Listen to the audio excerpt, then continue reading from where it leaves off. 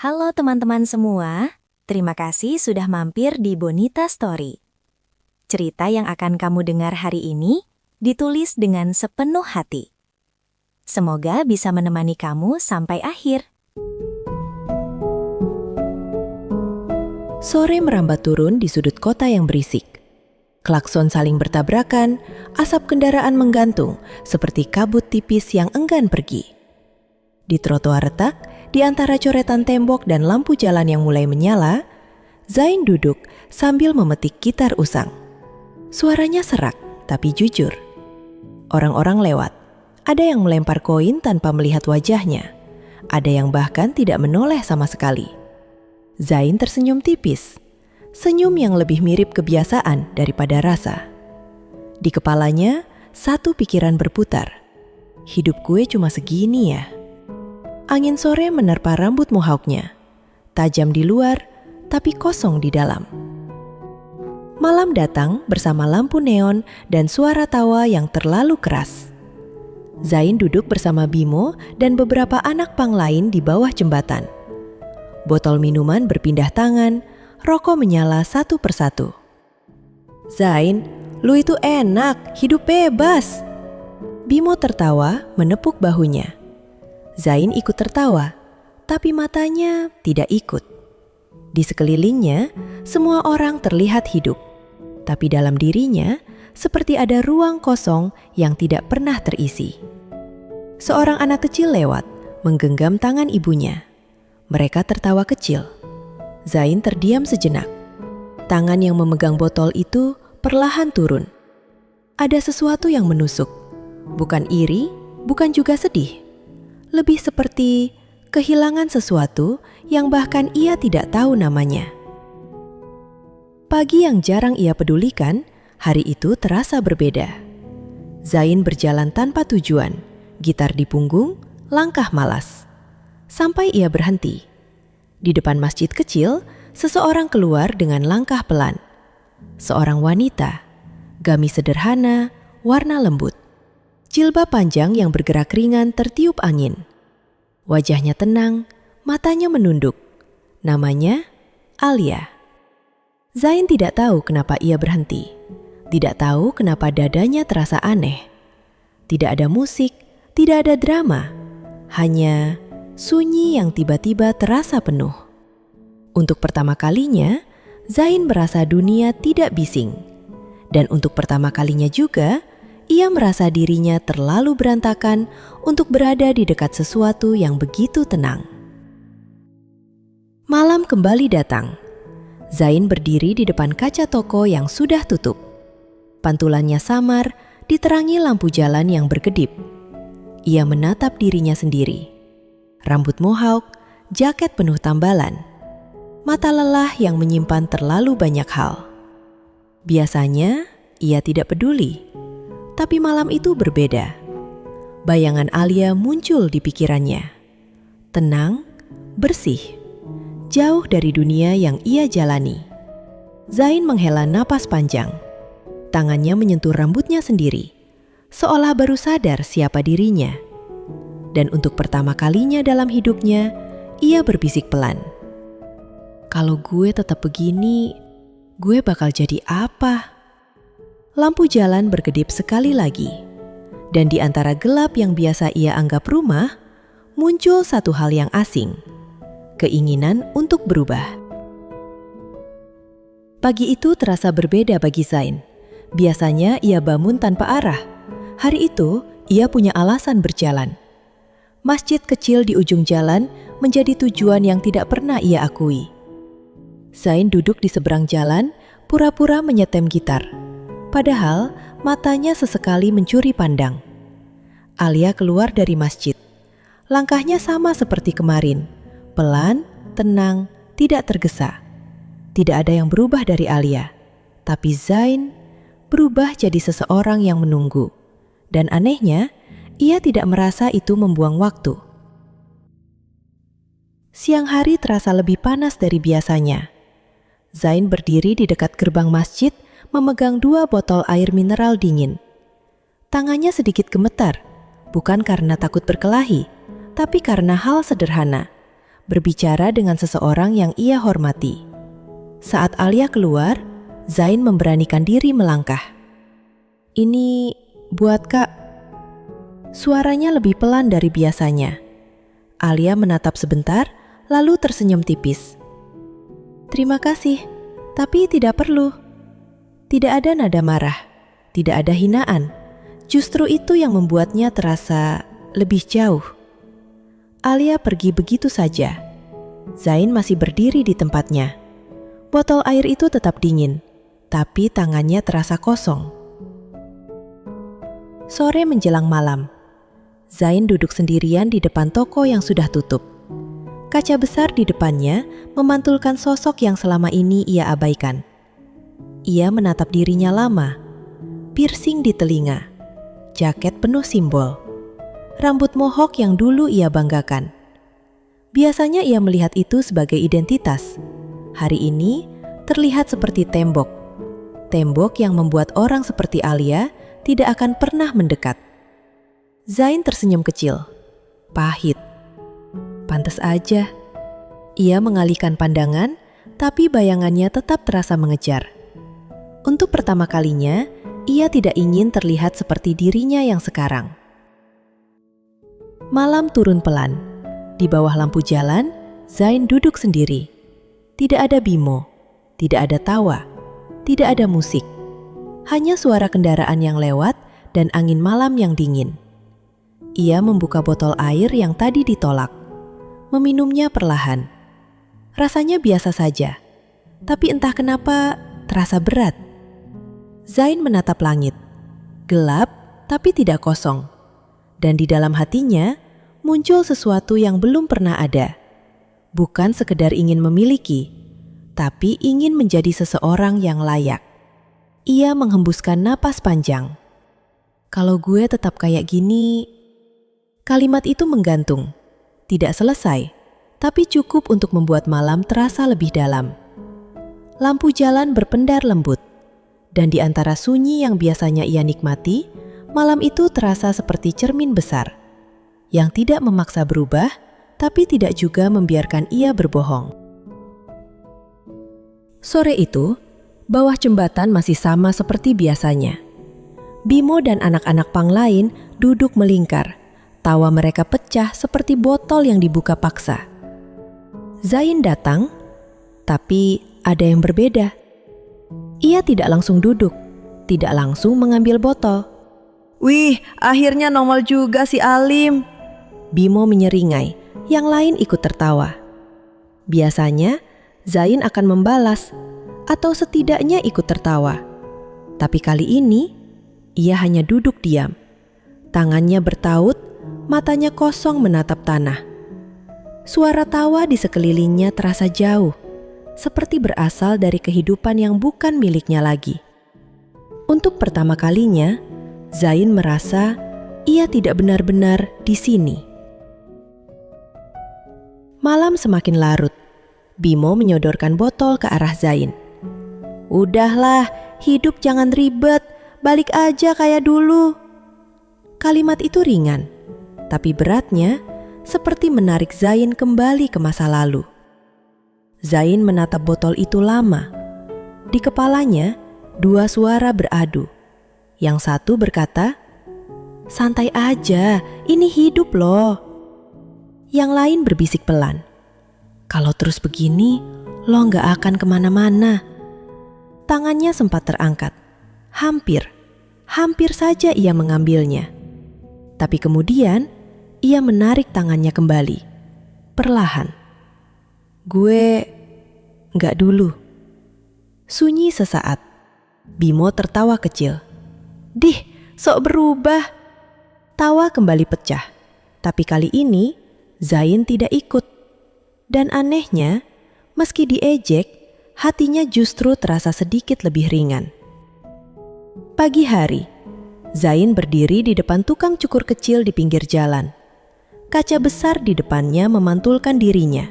Sekali lagi, rambut mohawk itu, simbol yang selama ini ia pertahankan. Ia menatap lama, seolah sedang berpamitan dengan versi lama dirinya. "Jadi dipotong gimana?" tanya tukang cukur. Zain menelan ludah. "Rapihin aja, pendekin." Mesin cukur mulai berdengung. Helai demi helai rambut jatuh ke lantai. Dan setiap helai yang jatuh seperti membawa pergi sedikit demi sedikit masa lalunya. Zain menatap pantulan dirinya yang perlahan berubah. Lebih sederhana, lebih bersih. Tapi juga terasa asing. Ia tidak tersenyum, tapi matanya sedikit lebih tenang. Sore menjelang malam, masjid itu kembali menjadi tempat yang sama. Tapi Zain bukan lagi orang yang sama. Ia berdiri di saf paling belakang. Gerakannya masih kaku, bacaannya pelan dan terbata. Orang di sekitarnya tampak lebih lancar, lebih pantas. Zain sempat ragu, ingin mundur, tapi ia tetap berdiri. Saat ia sujud, keningnya menyentuh sajadah. Dan tiba-tiba, semua yang ia tahan runtuh. Bukan tangisan keras, hanya air mata yang jatuh diam-diam. Di antara sunyi itu, ia berbisik dalam hati, "Kalau dia bukan untukku, tolong jangan biarkan aku kembali seperti dulu." Tidak ada yang mendengar, tidak ada yang melihat. Tapi untuk pertama kalinya, Zain merasa didengar. Dan di titik terendah itu, ia tidak merasa hancur. Ia merasa mulai dibentuk. Pagi terasa lebih panas dari biasanya. Zain berdiri di depan sebuah bengkel motor. Baju hitam polos, rambut sudah rapi, wajahnya terlihat lebih bersih. Tapi matanya masih menyimpan sisa masa lalu. "Lagi cari kerja, Pak?" Pemilik bengkel menatapnya dari ujung kepala sampai kaki. Tatapan yang tidak butuh banyak kata. "Udah pernah kerja di bengkel?" Zain menggeleng, hening. "Maaf, belum butuh." Kalimat itu sederhana, tapi seperti pintu yang ditutup pelan, berulang-ulang. Hari itu bukan sekali, 2 bengkel, 3 toko, 4 penolakan. Dan setiap penolakan terasa seperti pengingat. Masa lalu tidak mudah dilepas, bahkan saat kamu sudah mencoba berubah. Siang hari, Zain berjalan di pinggir jalan proyek bangunan. Suara mesin molen berputar, debu beterbangan, keringat menetes dari para pekerja. Seorang mandor berdiri sambil mengawasi. Zain mendekat. "Pak, masih butuh orang." Mandor itu menyipitkan mata. "Kerja berat, kuat." Zain tidak langsung menjawab. Ia melihat tangan para pekerja. Kasar, penuh luka. Lalu ia menatap tangannya sendiri. "Kuat, Pak." Tidak ada wawancara panjang. "Hari ini mulai, angkat pasir dulu." Zain mengangguk. Dan untuk pertama kalinya, ia tidak mencari pekerjaan yang terlihat bagus. Ia hanya mencari kesempatan untuk tetap berjalan. Hari demi hari berlalu. Matahari terasa lebih dekat dari biasanya. Debu menempel di kulit. Keringat membasahi baju. Zain mengangkat karung semen. Langkahnya berat, napasnya tersengal. Tangannya mulai lecet, kulitnya memerah. Seorang pekerja lain berkata, "Baru ya? Biasanya anak baru gak kuat lama." Zain hanya tersenyum kecil. Tidak membantah, tidak juga mengeluh. Saat istirahat, ia duduk di pinggir bangunan setengah jadi. Melihat telapak tangannya yang terluka. Perih. Tapi anehnya, ia tidak merasa kalah. Setiap rasa sakit itu seperti pesan. Kamu sedang berubah, dan itu memang tidak nyaman. Sore menjelang, langit berubah jingga. Angin mulai lebih ramah. Zain duduk sendirian di dekat proyek. Baju kotor, wajah lelah, tubuh hampir menyerah. Di kejauhan, terlihat kubah masjid. kecil tapi jelas. Zain menatap lama. Tidak ada Alia di sana. Tidak ada yang menunggu. Tapi langkahnya tetap berdiri. Ia mengambil air wudhu seadanya. Debu belum sepenuhnya hilang, tapi niatnya sudah cukup. Saat ia berdiri untuk sholat, angin sore berhembus pelan. Dan untuk pertama kalinya sejak ia mulai berubah, Zain tidak merasa tersesat. Jalannya masih panjang, masih berat, tapi sekarang ia tahu kemana harus melangkah. Sore itu langit seperti dilukis pelan. Jingga lembut, angin tipis, dan debu proyek yang mulai mengendap. Zain berjalan pulang dari tempat kerja. Langkahnya berat, baju penuh keringat dan noda semen. Di tangannya hanya botol air dan tas kecil. Ia melewati masjid, tempat yang dulu hanya ia pandangi dari jauh. Dan di sana, langkahnya berhenti. Alia keluar dari gerbang masjid. Sama seperti dulu, tenang, sederhana, tidak berubah. Tapi dunia terasa berbeda, karena Zain bukan lagi orang yang sama. Mereka saling menatap. Bukan lama, tapi cukup untuk mengingat bahwa dulu ada jarak di antara mereka. Alia memperhatikan Zain. Bukan jaket hitam penuh simbol lagi. Bukan rambut mohak. Sekarang, hanya kaos sederhana, rambut rapi, wajah lelah tapi bersih. "Kamu, Zain?" Zain tersenyum kecil, senyum yang tidak dibuat-buat. "Iya, tapi mungkin bukan yang dulu." Tidak ada pembelaan, tidak ada penjelasan panjang. Alia mengangguk pelan. Ia tidak bertanya kenapa berubah, karena jawabannya sudah terlihat. Di mata Zain, di sikapnya, di cara ia berdiri tanpa perlu terlihat kuat.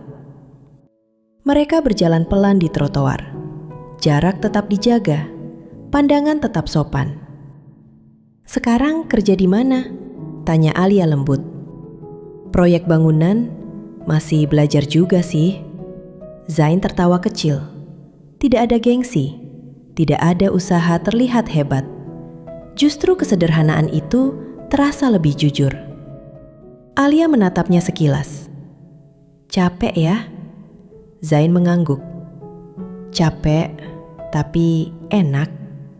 Jawaban itu sederhana, tapi mengandung sesuatu yang dulu tidak pernah ada. Rasa cukup. Mereka kembali hening. Bukan hening yang canggung, tapi hening yang nyaman. Di persimpangan jalan, langkah mereka berhenti. Ini bukan akhir cerita, tapi jelas bukan awal yang sama seperti dulu. Zain menatap jalan ke depan, lalu sedikit menoleh. "Aku berubah bukan supaya kamu nerima aku." Ia berhenti sebentar. "Tapi supaya aku gak malu sama diri sendiri." Alia menunduk. Senyumnya tipis, tapi hangat. Tidak ada jawaban panjang. Hanya satu kalimat pelan. Perubahan yang seperti itu gak akan sia-sia. Angin sore berhembus lembut. Mereka berpisah. Tidak ada janji, tidak ada kepastian. Tapi untuk pertama kalinya, Zain tidak merasa kehilangan sesuatu. Karena sekarang ia tahu, cinta yang benar tidak perlu dipaksa untuk datang. Ia akan mendekat saat seseorang sudah selesai memperbaiki dirinya. Pagi datang tanpa pengumuman. Zain sudah diproyek sejak matahari belum tinggi. Tangannya kini lebih kuat, gerakannya lebih terbiasa. Ia mengangkat material, bercanda ringan dengan pekerja lain. Tidak lagi canggung, tidak lagi merasa asing. Seseorang menepuk bahunya. "Zain, sekarang udah beda ya lu. Dulu kelihatan berantakan banget." Zain tersenyum kecil. "Masih berantakan, cuma lagi dirapihin." Tawa kecil pecah. Tidak ada yang tahu, kalimat itu lebih jujur dari yang terdengar. Karena perubahan Zain bukan selesai. Ia masih berjalan. Sore hari, saat pulang kerja, Zain melewati jalan yang dulu sering ia lewati bersama Bimo. Dan seperti kebetulan yang sengaja, Bimo ada di sana. Masih dengan gaya yang sama, masih dengan tawa yang dulu terasa hidup. "Zain, gila, udah jadi orang benar sekarang." Nada suaranya setengah mengejek. Zain mendekat, tidak marah, tidak juga menjauh. "Cuma lagi belajar hidup aja." Bimo menyodorkan rokok. Zain melihatnya sebentar, lalu menggeleng. "Udah enggak?" Hening sejenak. Tidak ada pertengkaran, tidak ada drama. Hanya dua orang yang sekarang berjalan di jalan yang berbeda. Dan untuk pertama kalinya, Zain tidak merasa ditarik kembali. Beberapa hari kemudian, Zain dipanggil oleh mandor.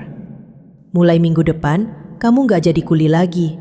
Kamu bantu bagian pengawasan material. Gajinya naik." Zain terdiam.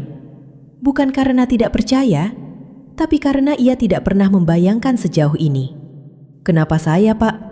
Mandor itu menjawab singkat. "Karena kamu kerja gak banyak ngomong, tapi konsisten." Sederhana, tapi cukup untuk membuat dada Zain terasa penuh. Bukan bangga yang berlebihan, tapi rasa syukur yang diam-diam tumbuh.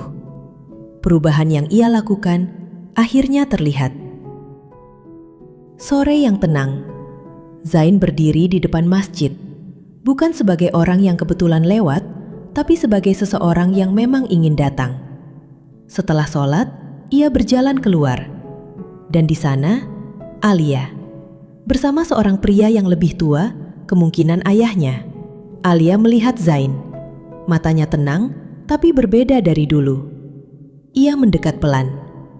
"Ini Zain, teman." Ayah Alia menatap Zain. Tidak ada sinis, tidak ada merendahkan. Hanya penilaian yang lebih dalam. "Kamu kerja di proyek itu ya?" "Iya, Pak." "Bagus, lanjutkan." Singkat, tapi cukup untuk membuka sesuatu yang dulu tertutup. Alia tersenyum kecil. Bukan senyum yang menjanjikan apa-apa, tapi cukup hangat untuk dimengerti. Zain membalas dengan anggukan. Tidak ada pengakuan cinta, tidak ada kata tunggu aku. Tapi di antara mereka, ada sesuatu yang lebih kuat dari kata-kata.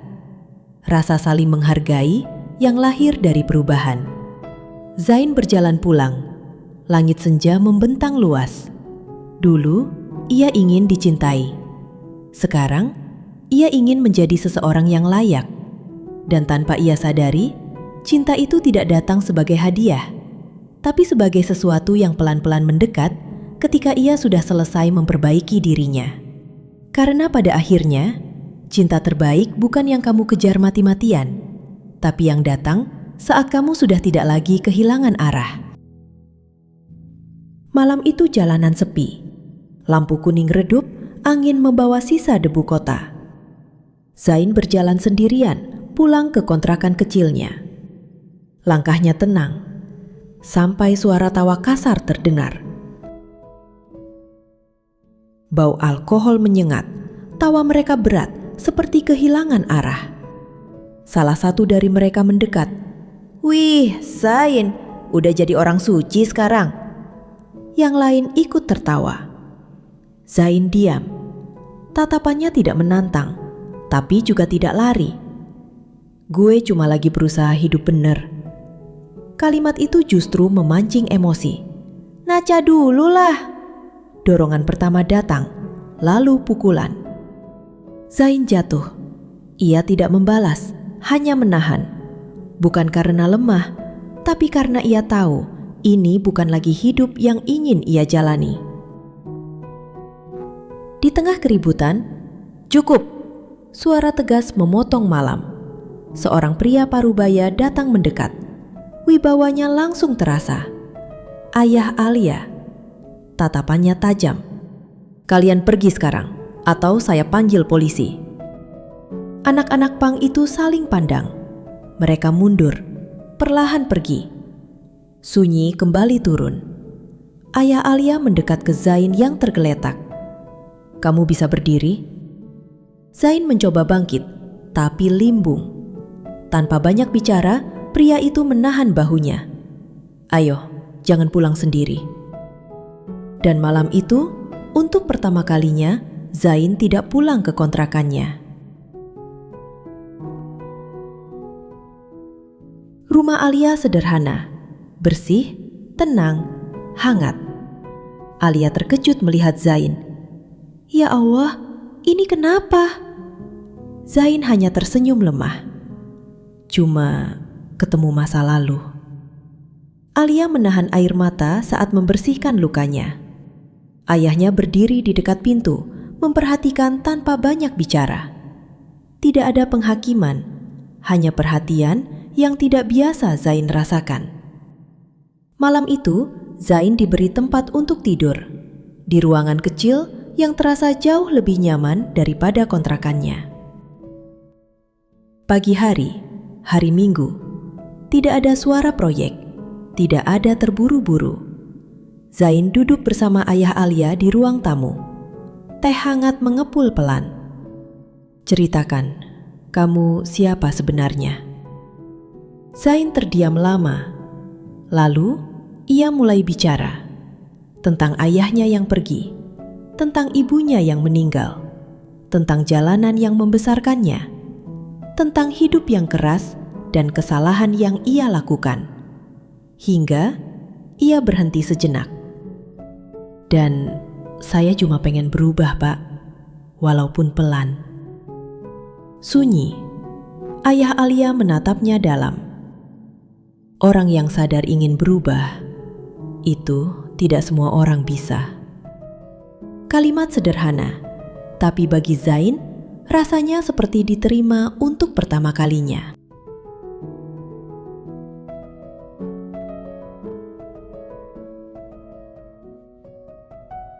Hari-hari berlalu, Zain tetap tinggal di kontrakannya, tapi kini sering datang ke rumah Alia, bukan sebagai tamu, tapi seperti seseorang yang sedang belajar hidup.